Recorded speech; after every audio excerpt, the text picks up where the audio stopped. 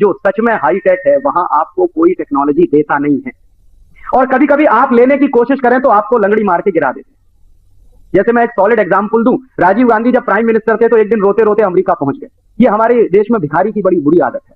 इस देश का प्राइम मिनिस्टर भी भिखमंगई की तरह से बात करता। कटोरा लेके पहुंच गए रोनाल्ड रीगन के सामने कि हमको सुपर कंप्यूटर दे दीजिए। इनको बहुत समझाया था इस देश के साइंटिस्टों ने कि आप मत जाइए, बेइज्जती हो जाएगी आप, लेकिन माने नहीं, क्योंकि धुन थी कि हिंदुस्तान को 21वीं सेंचुरी में ले जाएंगे, जैसे उन्हीं के ले जाने पे जाएगा। ये देश अपने तरीके से जाने वाला नहीं था 21वीं सेंचुरी। तो पहुंच गए अमेरिका में भीख मांगने के लिए। क्या भीख मांगा रोनाल्ड रीगन से कि हमको सुपर कंप्यूटर दे दीजिए, और क्या चाहिए आपको, क्रायोजेनिक इंजन चाहिए। तो रोनाल्ड रीगन ने कहा कि सोचेंगे। फिर पीछे पड़े, उनके बाद दोबारा फिर पहुंच गए अमेरिका कि आपने क्या सोचा। तो रोनाल्ड रीगन ने कहा कि हमने सोचा है कि हम आपको ना तो सुपर कंप्यूटर देंगे और ना हम आपको क्रायोजेनिक इंजन देंगे। अमेरिका की 2 कंपनियां थी उस समय, एक थी आईबीएम, इंटरनेशनल बिजनेस मशीन, जो चाहती थी कि इंडियन गवर्नमेंट से कोई एग्रीमेंट अगर साइन हो जाए तो हमारा सुपर कंप्यूटर हिंदुस्तान में बिक जाए। कंपनी के मन में था, लेकिन रोनाल्ड रीगन ने कहा कि यह संभव नहीं। उसके बाद मैकडोनल्ड डगलस चाहता था, मैकडोनल्ड डगलस आज भी चाहता है कि हम हिंदुस्तान को अपना क्रायोजेनिक इंजन बेचें, लेकिन रोनाल्ड रीगन ने कहा कि यह भी संभव नहीं। तो बेचारे मुंह लटकाए हुए अमेरिका से वापस लौट आए।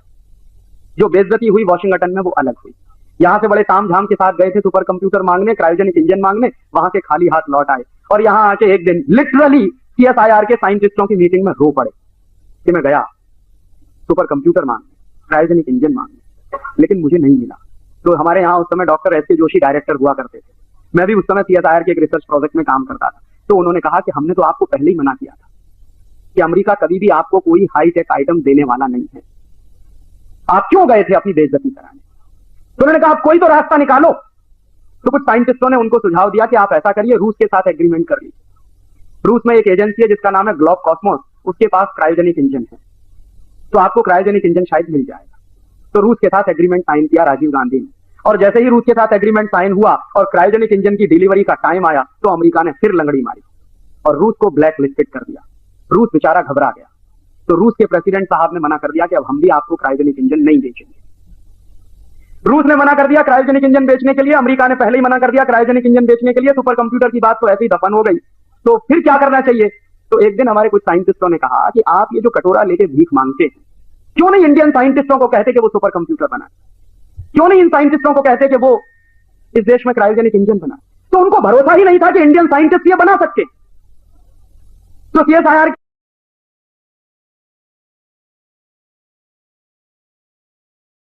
के लोगों ने उनको भरोसा दिलाया कि आप ये मत मानिए, इंडियन साइंटिस्ट उतने ही कॉम्पिटेंट हैं जितने अमेरिकन साइंटिस्ट हैं, बशर्ते कि उनको काम देने की जरूरत है और उनको प्रोटेक्शन देने की जरूरत है।